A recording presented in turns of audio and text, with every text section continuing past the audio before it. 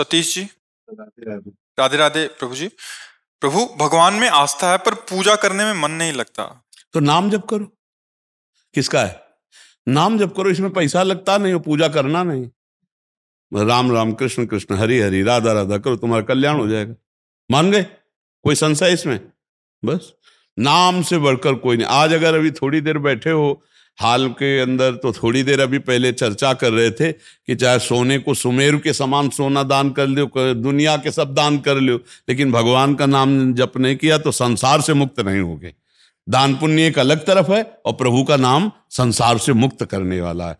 तो राधा राधा जपो, क्या पैसा लगता है? श्याम श्याम कृष्ण कृष्ण राधे श्याम हरि हरि, ठीक है? नाम बस ऐसे गुनगुनाते रहो, राधा राधा राधा राधा। गोस्वामी तुलसीदास जी कह रहे हैं, राम नाम मणिदीप धरि जी दोय हरि द्वार, तुलसी भीतर बाहिरऊ जो चाहस उजियार। अगर जीव की नोक में नाम चलता रहा राधा राधा राधा, तो अंदर भी ज्ञान का प्रकाश और बाहर भी चकाचक आनंद। पक्का समझ लो, नाम जप के समान नाम जप ही है, दूसरा कोई साधन साध्य नहीं। इसलिए नाम जप करो, इसमें ना पैसा लगता है और ना पूजा करनी है। और नाम नहाने के लिए कहते हैं, मत नहाओ 10 दिन, तुम रोज जपो राधा राधा राधा राधा। अपवित्रः पवित्रो वा सर्वावस्थांगतोऽपि वः, यह स्मरेत पुंडरीकाक्षम सवायाभ्यंतर शुचि। भीतर और बाहर से वो पवित्र हो जाता है जो कमल नयन भगवान का नाम सुमिरन करता रहता है। खूब नाम जप करो, बिना पैसा की भगवत प्राप्ति। और पैसा से भगवत प्राप्ति होती भी नहीं है। पैसे से कोई भगवान को खरीद ले ऐसा आज तक नहीं हुआ। नहीं, हाँ, अध्यात्म पैसे से नहीं बिकता, जो पैसे से बिकता है वो अध्यात्म नहीं होता। तो बिना फ्री भगवत प्राप्ति होनी। राधा राधा जपो, और कभी अवसर मिल जाए किसी जीव की सेवा का तो चूकना मत। अपने भोजन को छोड़ के दूसरों को भोजन पवा दो, अपना भोजन। आज जा रहे हैं सब्जी खरीदने, देखा कोई कष्ट में है, अस्पताल पहुंचा दिया, वो पैसा दवा में दे दिया, फिर देखो क्या आनंद आता है। ऐसी सेवा में तो मन लग जाएगा। कभी कोई भूखा है, प्यासा है, कभी कोई कष्ट पा रहा है, तो उसकी सेवा कर दो और नाम जप करो, भगवान की कृपा प्राप्त हो जाएगी जी। श्याम जी गुड़गांव से। राधे राधे महाराज जी। महाराज जी, आपके चरणों में कोटि कोटि प्रणाम।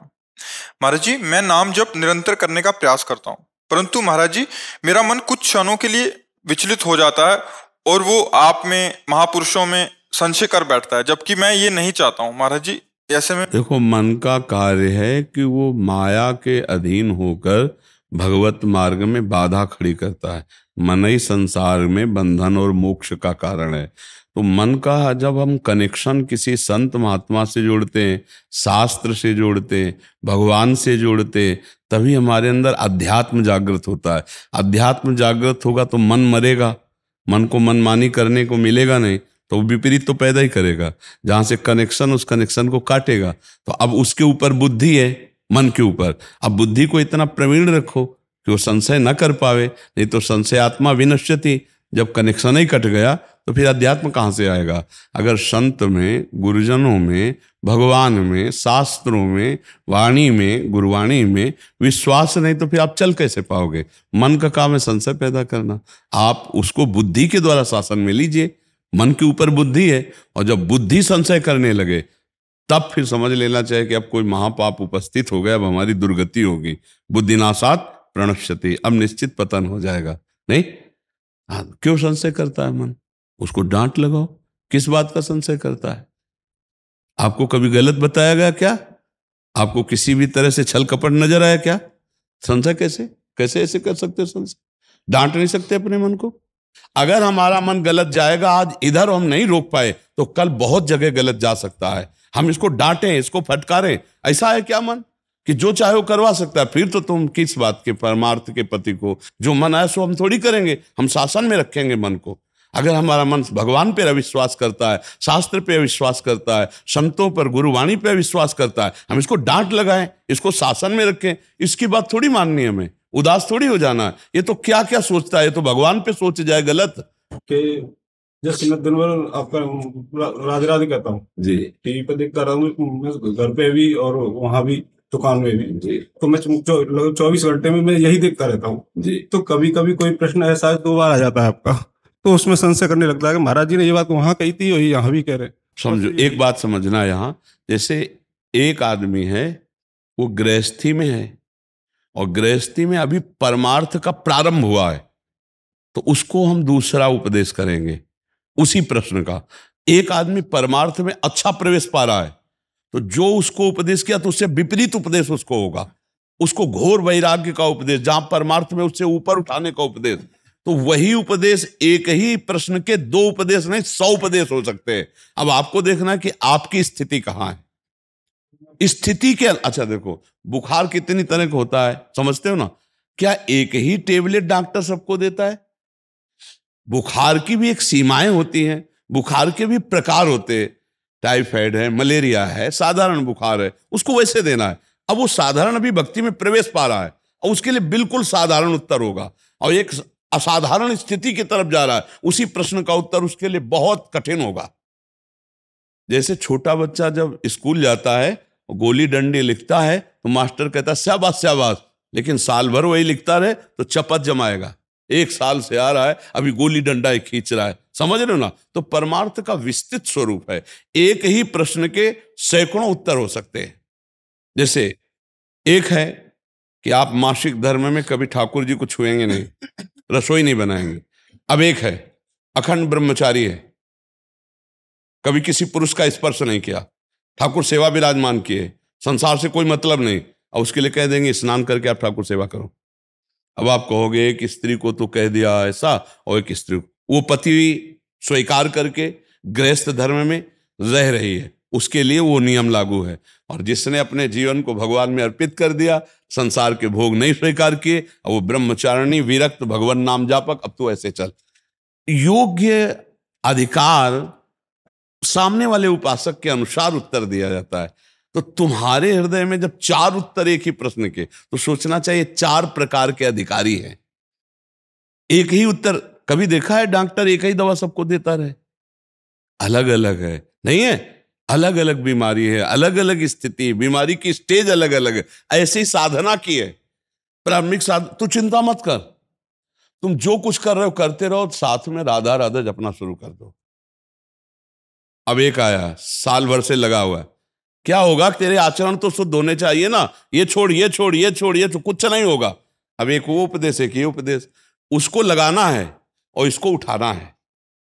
अब एक आया जो सब कुछ छोड़े हुए है, तो अब क्या है? इतने से कुछ हो जाएगा? तुम्हारे दिमाग में हर समय भगवदाकार वृत्ति रहनी चाहिए, 1 सेकंड के लिए भी विस्मरण नहीं होना चाहिए। और एक से कह रहे अगर 24 घंटे में 24 मिनट भी तुम जप लोगे तुम्हारा मंगल हो जाएगा। और एक से कह रहे तुम निरंतर जपते हो, लेकिन तुम्हारी तन्मयता होनी चाहिए, नहीं तो कुछ काम नहीं बनेगा। अब आपको लगेगा इसके लिए तो कह रहे कुछ काम नहीं हो, उससे कह रहे 24 मिनट, उसको उठाना है और इसको डुबोना है, प्रभु में एकदम डुबोना है। तो अलग अलग अधिकारानुसार, भक्ति के सामर्थ्य के अनुसार उसको उपदेश दिया जाता है कि इसके हृदय में कितनी भक्ति है, इसके हृदय में कितनी भक्ति है। समझ पा रहे हो कि नहीं समझ पा रहे? नहीं, वो बात बताओ जो तुम्हें संशय किया हो कि एक प्रश्न का उत्तर ये और उसी प्रश्न का उत्तर ये, तो देखो अधिकार 2 निकल आएंगे। बोलो आप। जैसे प्रभु हमने सब कुछ आपको मान रखा है। नहीं, हमें मत मानो, हमारी बात को मानो। जो आपकी बात है मैं उसी पे। एक बात हमारी समझ लो कि अधिकारानुसार सैकड़ों उत्तर एक ही प्रश्न के हो सकते हैं, सैकड़ों उत्तर, क्योंकि सामने वाले अधिकार के अनुसार उत्तर दिया जाता है। वो किस कोटि का अधिकारी है, किस कोटि से चल रहा है, वैसा उसको उत्तर दिया जाता है। और वो उत्तर गलत नहीं होगा। कभी कोई उत्तर पकड़ के लाना मनमुखी उत्तर नहीं हो सकता। तस्मात् शास्त्रम प्रमाणम थे। अगर जीवन में अगर बात मान लो तुम्हारा उत्थान ना हो जाए तो हमें बताना। पर एक ही प्रश्न के हजारों उत्तर होंगे, आप ये समझ लीजिए, क्योंकि अधिकारी के अनुसार उत्तर होता है। अब कोई संत प्रश्न करे तो उसका अलग उत्तर होगा, कोई गृहस्थ प्रश्न करे उसका अलग उत्तर हो, और कोई बालक प्रश्न करे उसका अलग उत्तर होगा। और गृहस्थ में भी है वो किस कोटि का भगत है। हम जैसे किसी को देख रहे हैं 5 साल से, हम उससे ठीक से बात नहीं करेंगे, हम उससे कड़वी बात करेंगे कि 5 साल हो गए तुम्हें सत्संग सुनते, अभी यही क्यों में फंसे हुए हो। और एक नया आदमी, धन्यवाद आपको कि कम से कम आपने अध्यात्म की बात की, तो आपको लगेगा एक नया आदमी कह रहा है उसके लिए धन्यवाद, और ये 5 साल से अध्यात्म में चल रहा है उसकी कटिया खड़ी करे। ये हमारे उद्देश्य को समझ रहा है कि हमको कहां पहुंचाना है उसको। समझ रहे ना? तो इसलिए जब कभी तुम्हें संशय लगे तो खुद आके पहले प्रश्न लिख लिया, महाराज इस प्रश्न में ये बोले थे और इस प्रश्न में ये बोले थे, तो दोनों का उत्तर हम तुम्हें समझाएंगे। 1 मिनट लगेगा समझने में। अब आपकी जितनी बुद्धि उसके अनुसार आप समझते हो, और यहां भागवतिक बुद्धि से जितना उत्तर हो रहा है उसको समझने की चेष्टा करो, क्योंकि हम बुद्धि से नहीं बोलते। ये प्रवाह चल रहा है, प्रवाह। हाँ, ये बुद्धि का ज्ञान नहीं है। कक्षा 9 पढ़े गांव के स्कूल में, कक्षा 9। ये जो ज्ञान सुन रहे हो ना, ये पोथी पत्रा वाला नहीं है, ये प्रवाह है। प्रवाह, बोलते रहो, प्रश्न बोलते रहो, उत्तर निकलते रहेंगे। वो भागवतिक है, ये कोई ऐसे बुद्धि से थोड़ी, हाँ ऐसे अटकल लगाने वाला, बोलो और आधा प्रश्न हुआ उत्तर निकल गया। वो भगवान दे रहे हैं, और उस प्रश्न के उत्तर को समझ लो, तुम्हारा परम कल्याण हो जाएगा। 15 लोग यहां सुनो और 15 लाख बाहर सुनो, और सबका मंगल हो, सबका कल्याण हो, सबका आनंद हो। समझ पा रहे? शिवानी जी अहमदाबाद से। राधे राधे महाराज जी। श्री हरिवंश प्रणाम महाराज जी। महाराज जी, कुछ समय पहले भगवान शिव को गुरु बनाया था, लेकिन कुछ लोगों ने हमसे कहा कि भक्ति के लिए संत को गुरु करना आवश्यक है। लेकिन जब से तो भगवान शंकर संत नहीं है क्या? उनसे बड़ा कोई संत है? भगवान शंकर से बड़ा कोई संत है?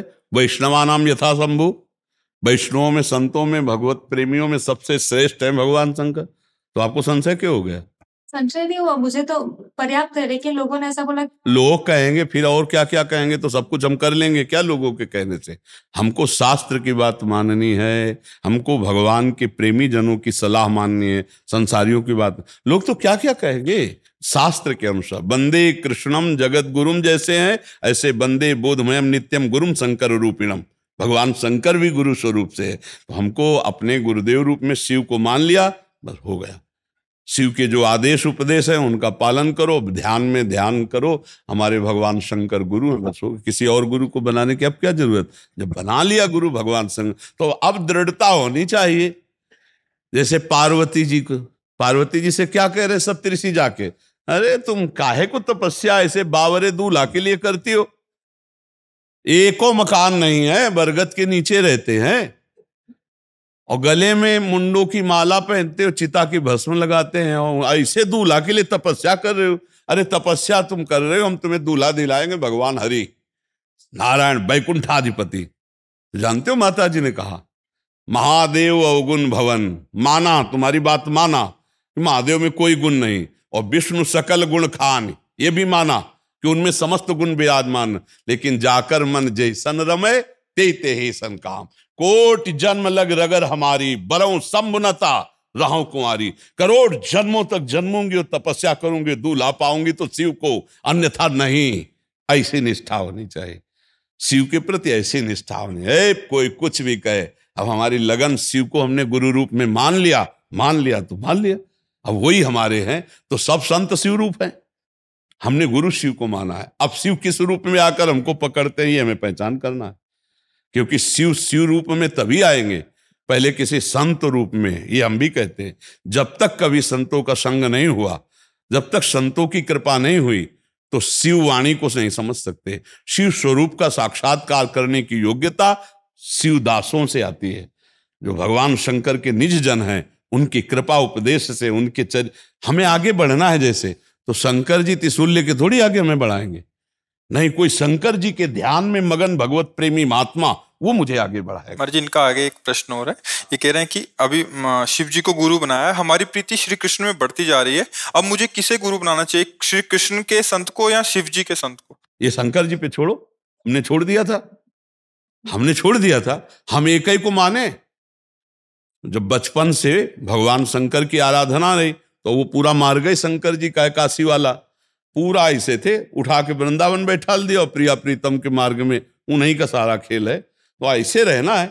अब हम चयन करेंगे तो धोखा हो जाएगा, और जब वो हमें ट्रांसफर करेंगे तो वीआईपी स्तर से करेंगे। देखो ना उन्होंने कैसे ट्रांसफर किया, काशी से ट्रांसफर वृंदावन। बात कर ली प्रभु से, हेलो प्रभु है ना, कि हम भेज रहे हैं, ले जैसे वो नहीं होता कि हम भेज रहे हैं, आप व्यवस्था करना, तो बोले हाँ जी व्यवस्था कर लेंगे, दोनों प्रभु हैं। तो प्रभु ने बात कर ली और हमको भेज दिया, तो देखो कैसे सब उनकी कृपा हो रही। तो ये भगवान विश्वनाथ काशी नाथ की कृपा से हुआ है, तो उन्होंने भेजा है हमें। तो तो ऐसे हमें एक जगह पकड़ लेना, वो हमें कहाँ पहुंचाते हैं ये उनकी बात है, हमको नहीं। अब हमारे मन में कभी आया ही नहीं था। अब काशी में बैठे बैठे यार कैसा होगा वृंदावन, काशी में ही वो हमको रास दिखाते हैं। अब अंदर ही काशी में आग पैदा कर देते कि अब कैसे प्रिया प्रीतम के बिना जिए। भेज दिया प्रिया प्रीतम ने, राधा वल्लभ जी से बात कर ली कि हम यहाँ से भेज रहे, और उन्होंने स्वीकार कर लिया और सारा खेल बन गया। ये हमारा थोड़ी पावर है कि हमने चयन किया है, नहीं नहीं, ये भगवान शिव की कृपा से। ऐसे ही आप भी भगवान शिव का आश्रय रखिए, वो आगे श्री कृष्ण से मिलाते हैं या वो क्या मार्ग देते हैं, उन्हीं की शरण में रहो। जिसको पकड़े बहुत जोर से पकड़ ले, हवा आएगी आंधी आएगी छूटने न पावे, माया की आंधी छुटाएगी, बहुत आंधियां आई हैं, और अगर पकड़े रहे तो पार हो गए, बस ये बात है। अनुराधा जी, राधे राधे महाराज जी, आपके चरणों में कोटि कोटि प्रणाम। महाराज जी, पिछले मैं कई महीने से आपके सत्संग और एकांतिक वार्तालाप सुन रही हूँ, उससे हमारी बेहद समझ खुली है, अपने में बदलाव भी पा रही हूँ। परंतु महाराज जी, प्रश्न है कि ये जो जन्मों जन्मों से संचित स्वभाव की त्रुटियां हैं, जिन सबका कारण मुझे मैंपन लगता है, ये मैंपन कैसे खत्म होगा? मैंपन को खत्म करने इनकी संगति रहति जाति कुल मद सब नंसई, संतत सेवक सदा भजत जे श्री हरिवंशई।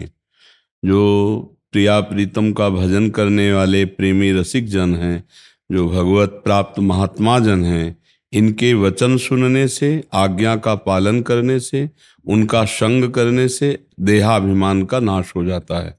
कोई और उपाय नहीं है, क्योंकि अभिमान एक ऐसी चीज है कि हम जो भी करेंगे वो हमें पुष्टता प्रदान करेगा। 10 साल मौन तो 10 साल से मैं मौन हूँ, इस बात का अभिमान।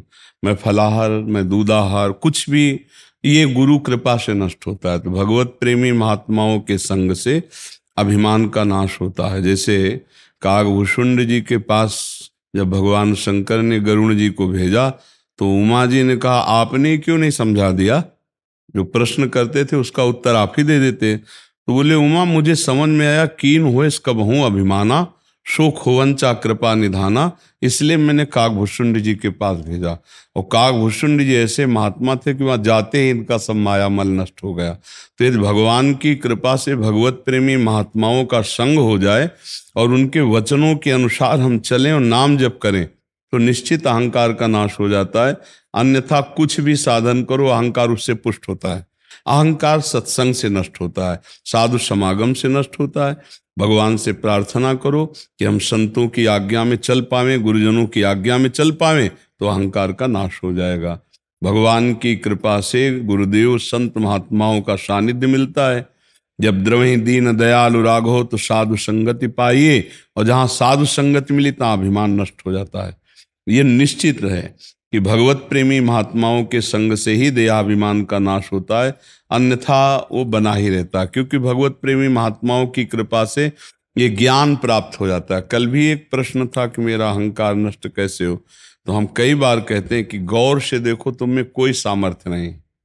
भगवान के द्वारा दिया हुआ तुम्हें शरीर है, भगवान के द्वारा दी हुई बुद्धि है, भगवान के द्वारा उसी घर में तुम्हें जन्म मिला, भगवान के द्वारा वैसा वैभव मिला, तो सब भगवान ही कर रहे हैं। और आज भी सामर्थ्य जो आपके भगवान के, तो फिर दोष क्या है? दोष है कि आप उस सामर्थ्य को गलत मार्ग में ले जा रहे हैं, आप अपनी सोच को गलत कर रहे हैं। यदि वो शक्ति मिली है, जैसे 100 रुपया मिला है, तो आप 100 रुपया से दूसरे का हित भी कर सकते हो, और 100 रुपया से अपना और दूसरे का अहित भी कर सकते हो, और 100 रुपया से किसी रोगी की दवा, तो उसका हित हो सकता है। तो ऐसे हमें भगवान ने धन दिया, सामर्थ्य दी, बुद्धि दी, और उसका हम पाप में प्रयोग करें तो हमें दंड मिलेगा, पुण्य में प्रयोग करें तो सुख मिलेगा, और भजन में प्रयोग करें परहित की भावना से तो भगवान मिलेंगे। भगवान ने थोड़ी केवल छूट दी, आपको जो सामर्थ्य दी, जो विचार दिया है, जो सामग्री दी, आप उसका प्रयोग कहाँ करते हैं, इसकी छूट है। बका सब भगवान की सामर्थ्य से है। तो अहंकार करने लायक तो कुछ है नहीं, मुझे लगता है। ज्ञान से देखो तो किस बात का अहंकार? एक यंत्र में चढ़ा हुआ खिलौना नाच रहा है, और वो अहंकार करे मैं बहुत बढ़िया नाच रहा हूं, तो उसकी मूर्खता है, क्योंकि उसमें तो पावर बिजली का है, इसी बात से नाच रहा है। तो ऐसे तुम में पावर भगवान का है। तो दंड इस बात को मिलता है कि आप पावर का दुरुपयोग करते हैं। अगर पावर का सदुपयोग करें तो आपका कल्याण हो जाए, आपका मंगल हो जाए। तो अहंकार तो मुझे लगता ही नहीं कि किस बात में अहंकार करे। किसका प्रश्न था? तो किस बात का अहंकार, क्या? महाराज मुझे ऐसे लगता है कोई भी कार्य संसार का मेरे आगे आता है मैं उसकी बहुत चिंतन में लग जाती हूँ। तो मुझे लगता है कि मैं बहुत शिद्दत से करूँ, मैं करूँ, अच्छे से करूँ, कुछ कमी ना रह जाए। नहीं, ये तो अच्छी बात है, इसमें अहंकार क्या है? ये भी बंधन लगने लगता नहीं, ऐसा नहीं। प्रभु ने जो मुझे सेवा दी है उसे सम्यक रूप से करना है, कोई अहंकार की बात थोड़ी, ये कोई दोष की बात थोड़ी, तो करना ही चाहिए। हमारे को प्रभु ने मान लो माँ बनाया है, किसी की पत्नी बनाया है, किसी की बेटी हो, किसी की बहन हो, ये सब कर्तव्य कर्म है जो आपको कर्तव्य, या किसी राष्ट्र सेवा में हो तो कर्तव्य कर्म को तो सावधान होकर सांगोपांग करना ही चाहिए। जैसे आप शिद्दत से कहते हैं, शास्त्रीय भाषा उसे सांगोपांग कहते हैं, मतलब विधि पूर्वक पूरा करना चाहिए। ये तो कर्तव्य कर्म क्यों है, इसमें दोष क्या है? कोई दोष नहीं है। हाँ, मैं ऐसी प्रवीण हूं कि जैसा दूसरा कोई कर ही नहीं सकता, ये अहंकार होता है। ऐसा नहीं। हाँ, तो फिर आप उसके विषय में चिंतित मत हो। ये तो बहुत अच्छा है, सबके अंदर होना चाहिए कि जो जिस कार्य को करे तो सम्यक रूप से करे, अच्छी प्रकार से करे, धर्म पूर्वक करे, पूरा निर्वाह करे, अधूरा कार्य ना करे। ये तो बिल्कुल बढ़िया बात है, इसमें तो कोई निषेध है नहीं। आपको कोई निषेध लगता है क्या? हाँ, आप अच्छे से चलो, नाम जप करते हो। हाँ, पर इसमें बहुत मन नहीं लगता है। मन लगे या ना लगे, जहर बिना मन लगाए खाओ तो भी मरी जाओगे, अमृत बिना मन लगाए पियो तो अमर ही हो जाओगे। तो बिना मन लगाए भी नाम जप करो, तुम्हारा मंगल कर देगा। भाव कुभाव अनख आलसहु, नाम जपत मंगल दिसि दसहु। मन लगे ना लगे, एक दिन लगी जाएगा। जब हम 100 बार कहीं मन को लगाना चाहते हैं तो एक बार तो लग ही जाता है, बुरे कामों में लग जाता है, फिर भगवान में क्यों नहीं लग जाएगा? कृष्ण कृष्ण ज्यादा जपो, खूब जपो। अब तो कहते हैं राम कृष्ण हरि जो नाम प्रिय लगे, खूब नाम जपो। आंसुओं वाला प्रेम नहीं हुआ, आ जाएगा, अभी वैसे जपो, आ जाएगा, चिंता मत करो, खूब नाम जप करो। जब हृदय निर्मल होगा, प्रभु से आंसू कब आते हैं? जब जिससे हमें अपनापन हो जाता है। जब प्रभु से अपनापन होता है तो उनके, क्यों नहीं हो रहा? क्योंकि अभी अपनापन शरीर में है, संबंधियों में है, संसार में है, इसीलिए ना। जब सबकी ममता ताग बटोरी, मम पद मन ही बांधी बर डोरी।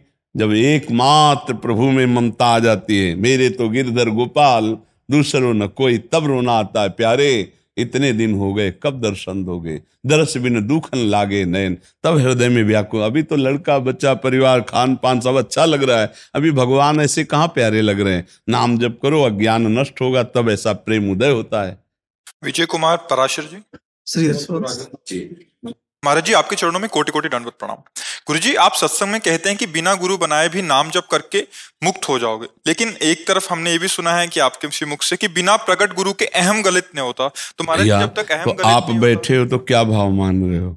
गुरु भाव ही तो मानो। कि किसी संत के पास जाया जाता है तो गुरु भाव माना जाता है। किसी भी संत को हम भाव से मान लेते हैं। गुरु मानना भाव से होता है। मान लो आप कंठी तिलक बनवा लो, आपका भाव ना बने तो जीवन ही बेकार है।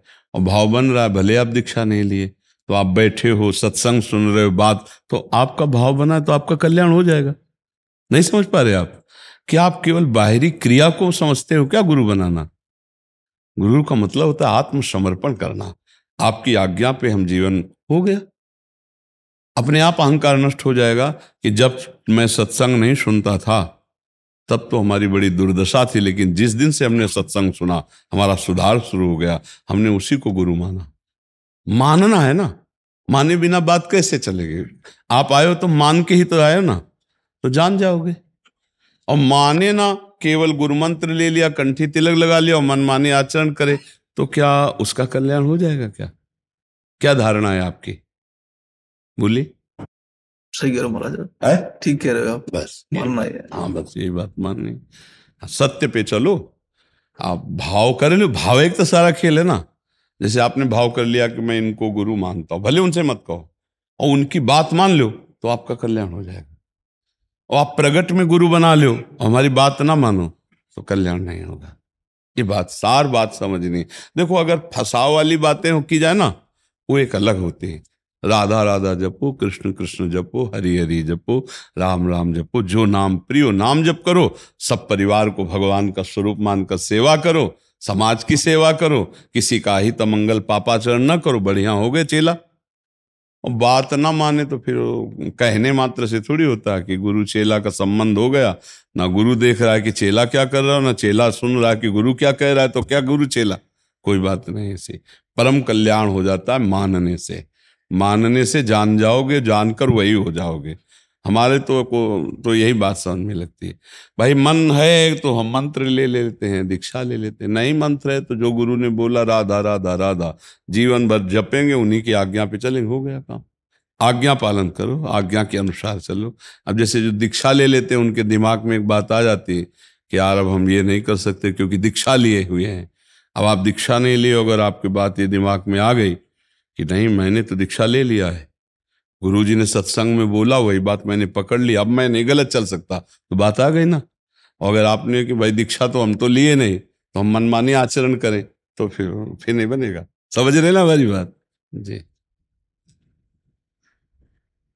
प्रयागराज जी। राधे राधे महाराज जी। महाराज जी आपके चरणों में कोटि कोटि दंडवत प्रणाम। महाराज जी मेरा प्रश्न है कि कोई जीव अपने आप को अपने इष्ट देव को समर्पित कर दे और उसके बाद भी वो अपने इष्ट देव से अपने लिए कुछ मांग सकता है या नहीं महाराज जी? फिर समर्पण क्या रहा? फिर समर्पण में तन वांग मनोभिरमले सोहम तो एवाश्रिता, शरीर मन वाणी यही तो समर्पित हो किए गए। जब शरीर समर्पित कर दिया तो अब इसके दुख सुख के लिए हम प्रभु से क्या कहें, तो उन्हीं का है। अब मन की हम अच्छाई बुराई के लिए प्रभु से क्या कहें, तो उनको दे दिया है। वाणी भी प्रभु को दे दी, और सोहम तो आश्रिता मैं भी प्रभु का हो गया। अब मांगना खत्म हो गया। अब तो देखना है जोई जोई प्यारो करे सोई मुहे भावे। प्रभु आप जैसे रखो, पर उस कोटि का समर्पण नहीं है। प्रारंभिक समर्पण तो मांग सकते हैं, लेकिन समर्पण होने के बाद मांगना ही नहीं बचता ना। मेरा कुछ है ही नहीं तो मैं मांगू क्या? मैंने तो सब कुछ आपको दे दिया है, आपका है प्रभु। अगर दुख है तो जय श्री राधे, सुख है तो जय श्री राधे। अब समर्पण इस कोटि का नहीं है तो मांगना चाहिए प्रभु से कि प्रभु यद्यपि मैं कहता जरूर हूं कि शरीर वन वाणी आपको दे दिया, लेकिन नाथ अभी ऐसा नहीं है। अभी दुख में मैं दुखी हो जाता हूँ, सुख में सुखी हो जाता हूँ। प्रभु मुझे सामर्थ्य दीजिए, या दुख को मिटा दीजिए या दुख सहने की सामर्थ्य दीजिए। प्रभु से मांगना चाहिए। पर क्या जब समर्पण हो जाता है तो निर्भय निशोक निश्चिंत, कोई चिंता नहीं, कोई परवाह नहीं, जैसे रखो वैसे मैं राजी। समझ रहे ना जी? और ये शरीर ये पंजाब का है जी, वास्तु वृंदावन मिल गया जी। आगे ब्रज में जन्म कैसे मिले? हमें लगता है कि हम जन्म की सोचे ही ना, हम ब्रजराज के नित्य धाम में वास करते हैं और नित्य धाम के ही वासी बने। हम नित्य धाम में जाएं, हम प्रगट में ब्रज में जन्म लेने की बात ना सोचें। ये तो वो सोचें, उनको जन्म देना हो तो दे। हम तो सीधे सोचें कि ब्रजेंद्र नंदन के पास जाके उनके साथ रहे ना, उनकी सेवा में रहे।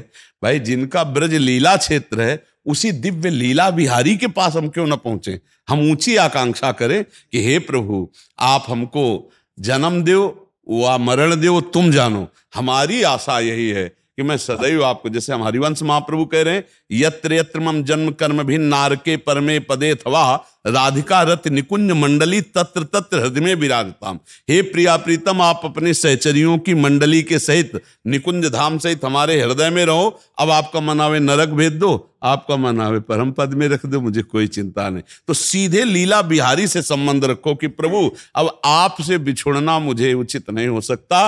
अब आप मुझे चाहे जन्म दो और या अपने धाम में रखो, रहना आपको साथ पड़ेगा। इसी से जन्म हो जाएगा। अगर होना है तो इसी से यही हो जाएगा। बस अनन्य निष्ठा इष्ट के प्रति कर लो। हे ब्रजेंद्र नंदन अब आपके बिना मेरा जीवन व्यर्थ है। अब अगर जीवन भी दो तो आप अपने ही लीला क्षेत्र में अपनी लीला सहित दो। आपकी रुचि अगर नहीं तो आप अपने लीला में हमें लीन करवा लो, लीला प्रवेश करवा दो। प्रभु संसार में आपसे विमुख जन्म ना हो, आपके सन्मुख हो। जैसे इस जन्म में भगवत अनुरागी, भगवत यश गान करने वाले, ऐसे ही अगर जन्म मिले तो आपके लीला धाम में क्षेत्र में मिले, उनसे प्रार्थना करो। नहीं तो दिव्य लीला में प्रवेश मिले, ऐसी भावना करो जी। वैभव शर्मा जी। राधे राधे राधे महाराज जी।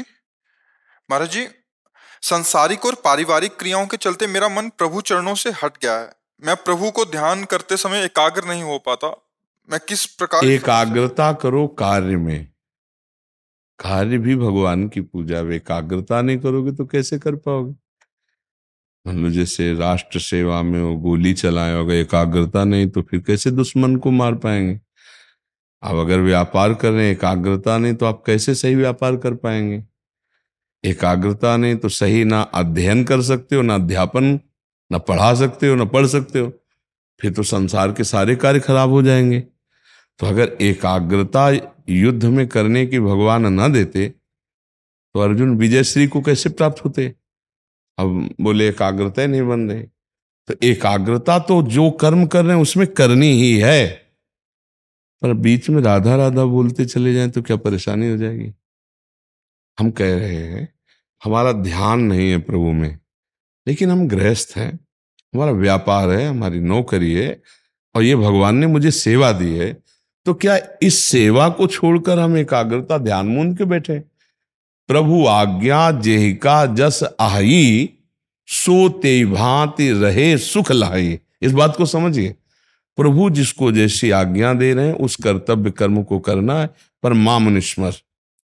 राधा राधा राधा कृष्ण कृष्ण राम कृष्ण हरि, जो नाम प्रिय है।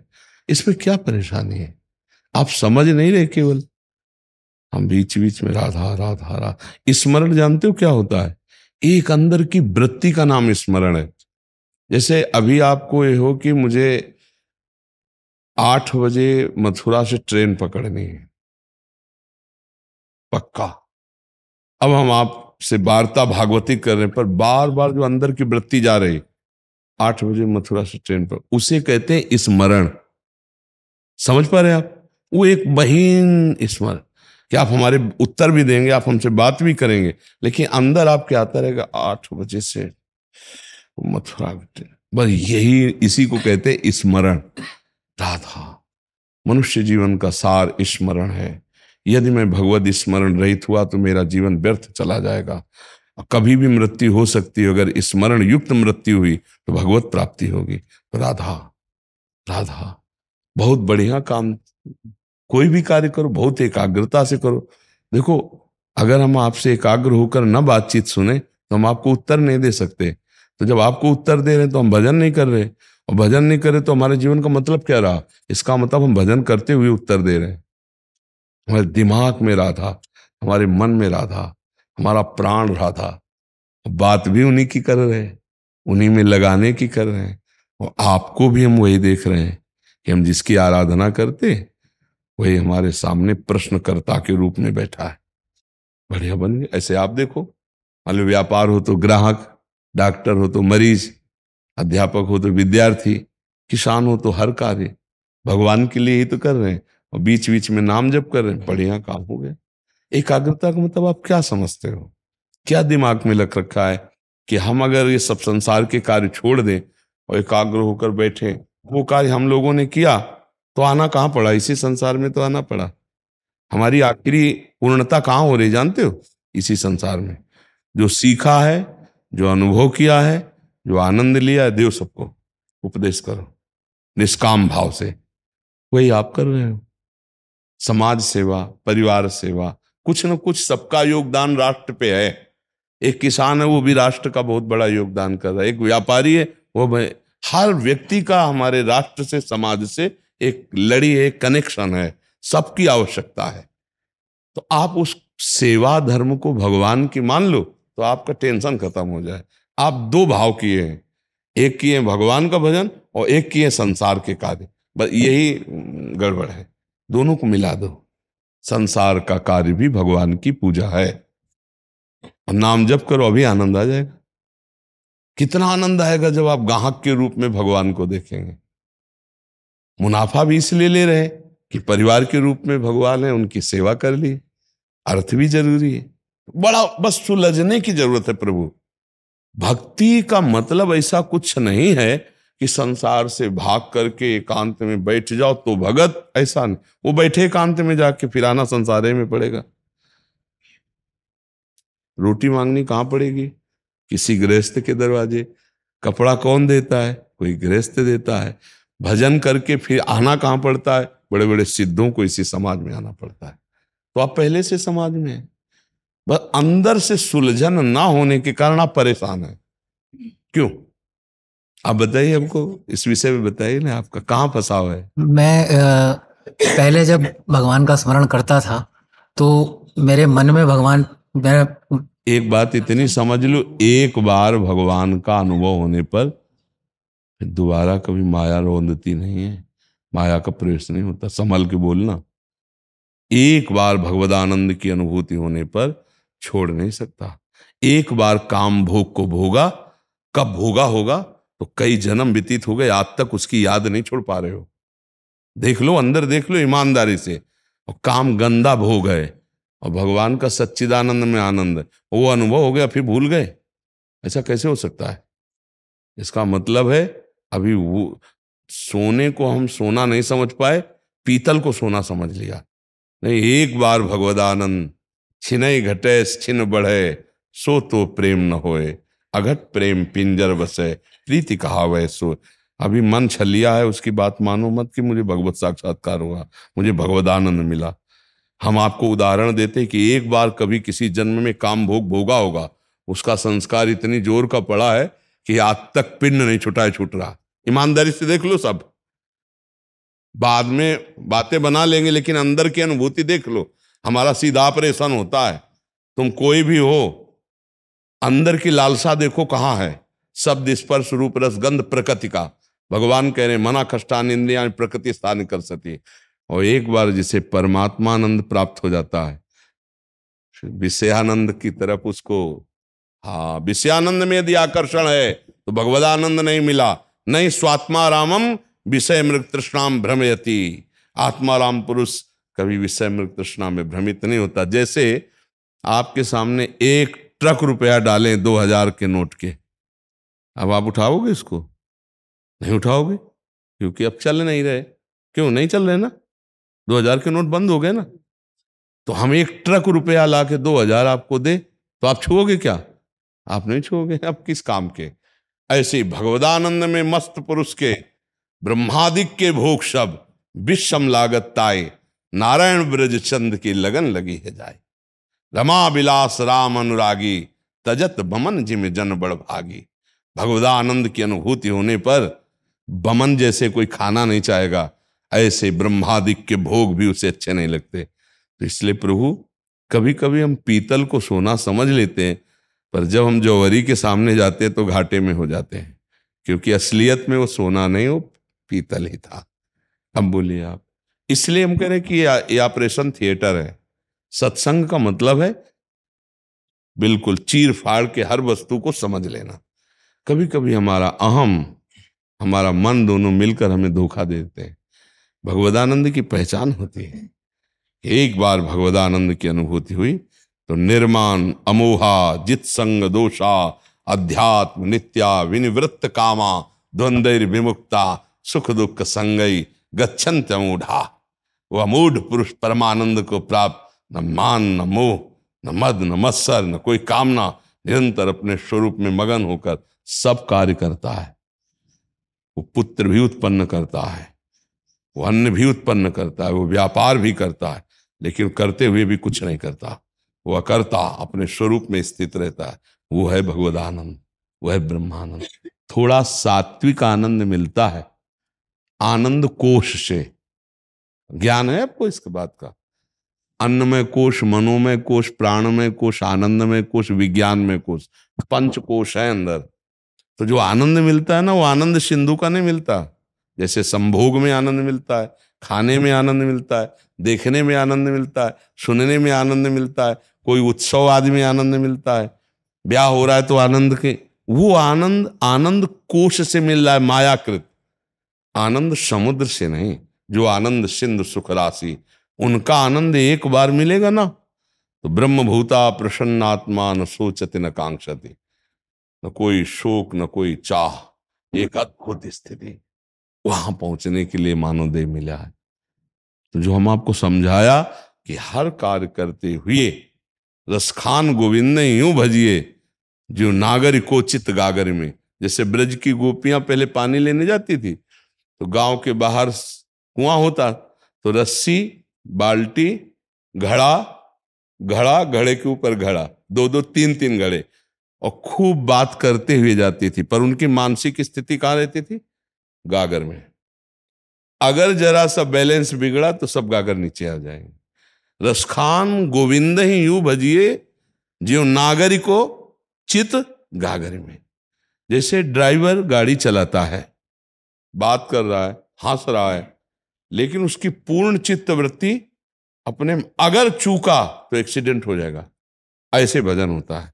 सब व्यवहार कर रहे हैं, लेकिन स्मृति जैसे ड्राइवर की मार्ग में उस स्त्री की घड़े पे, ऐसे उपासक की इष्ट देव पे होती है। बस इतना कला आ जाए, ये युक्ति आ जाए तो मुक्ति तुम्हारी जेब में है। तुम मुक्त स्वरूप हो, भगवान के दिव्य अंश हो। हमारी बात को आप समझ रहे? कोई इस पे प्रश्न है? नहीं, बस आनंदपुर हम देखो आपके हित मित्र हैं। एक होता है बहका देना शास्त्रीय शब्द, एक होता है हित मित्र। हित मित्र का भ्रम से कभी हम ऐसी जगह न फंस जाएं अपने अंदर में जहां हम संतुष्ट हो जाएं।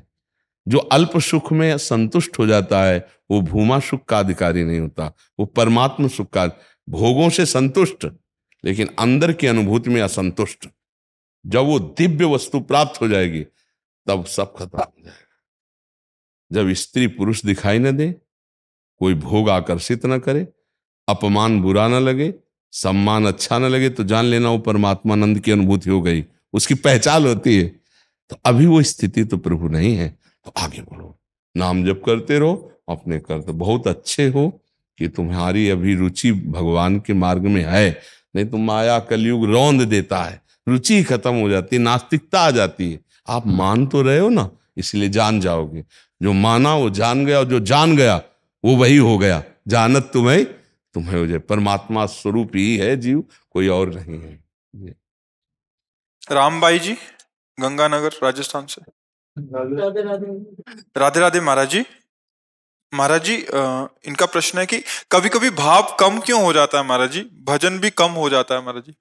3 गुणों से जब तक ऊपर नहीं उठा जाता त्रिगुणातीत, तब तक एक रस भाव नहीं रहता। जो रहे सदा ज्ञान एक रस, तो ईश्वर जीवई भेद कहो कस। जीवत इसी बात का बना हुआ कि सतोगुण रजोगुण तमोगुण, इन 3 गुणों से हमारा अंतःकरण प्रभावित है और हम अंतःकरण में तन्मय हैं। तो कबहू तो थोरो भजन ध्रुवदास जी, और कबहू होत विशाल, पर मन को धीरज छुटे नहीं, गाए न दूजी चाल। कभी कभी सतोगुण होता है तो भजन में बहुत मन लगता है, कभी रजोगुण होता है तो भजन होते हुए गंदी बातों का चिंतन होता है, भोगों का, रुपया पैसा नाना प्रकार। कभी कभी भजन में मन ही नहीं लगता, तब तमोगुण, निद्रा आलस्य प्रमादोत्तम तत्तामस मुदाहरतम, बिल्कुल मन नहीं लग, ना भोग में मन लगेगा ना भजन में, एक अशांत वृत्ति, वो तमोगुण का लक्षण होता है। वो प्रमाद, आलस्य, मूढ़ता, ये चीज पैदा करता है, और 3 गुणों का चक्र चलता रहता है। महाप्रभु हरिवंश चंद्र जी कहते हैं, यही डरप हरिवंश हित जिनो भ्रमय गुण सलिल पर, जी नामन मंगल लोक त्यों सुहरि पद भज न विलंब कर। डरते रहो, गुण अपना प्रभाव दिखा देता है। वो प्रभाव दिखा ना पावे जिनका नाम तीनों लोकों का मंगल करने वाला है, ऐसे प्रभु का भजन, उनका नाम जप चलनाने के लिए भाव बने न बने। राधा राधा राधा बोले, हमारा मन भजन में नहीं लग रहा, ठीक है, हम चतुरासी जी गायन करते हैं, 1.25 घंटा खूब चिल्ला चिल्ला के चतुरासी जी गायन करते हैं। अब क्या करेगा, मन अपने आप लगना ही पड़ेगा। हम मंजीरा उठाते हैं, राधा नाम का कीर्तन करते हैं, अपने आप सतोगुण आ जाएगा, हर गुण का नाश हो जाएगा। एक स्थिति आती है फिर भजन का अभ्यास करते करते, त्रिगुणातीत स्थिति। अब न सतोगुण न रजोगुण न तमोगुण, वो सदैव भागवती के रस में निमग्न, पर वो सिद्ध पुरुष होता है, जो त्रिगुणातीत है, जो द्वंद्वातीत है, जो मायातीत है, जो कालातीत है, वो परमात्मा स्वरूप हो जाता है ना। तो अपने लोग तो अभी साधक हैं, तो ये स्थितियां आएंगी, तो हमको इन स्थितियों में डट के कीर्तन भजन करना है। ठाकुर जी का सिंहासन प्रत्येक घर में होता है, अब उनको पद सुनाने लगो, उनके सामने कीर्तन करने लगो, देखो अभी भाव बदल जाए। अब आप अगर सोचो कि ऐसी स्थिति में हम ध्यानस्थ हो तो नहीं हो पाएगा। अब हम एकाग्रता पूर्वक मानसिक जप करें तो नहीं हो पाएगा।